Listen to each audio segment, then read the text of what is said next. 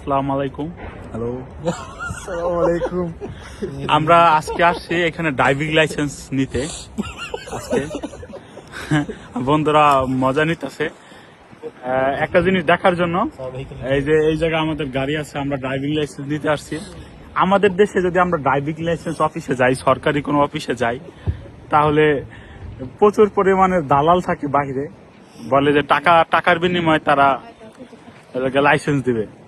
মানুষের অভাব থাকে না। আর আজকে এখানে ড্রাইভিং লাইসেন্স নিতে আসছি, জাস্ট ভিতরে গেছি, ইন্টারভিউ দিছি, শেষ।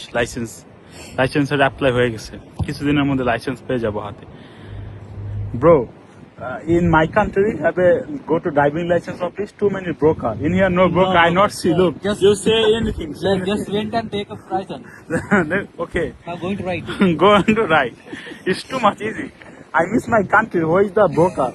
Who is the dalal? Dalal koi? Dalal la koi bhai? টাকা লাগবে ভাই, টাকা লাগবে। নাহলে অপেক্ষা করেন, লাইনে সিরিয়াল ধরেন।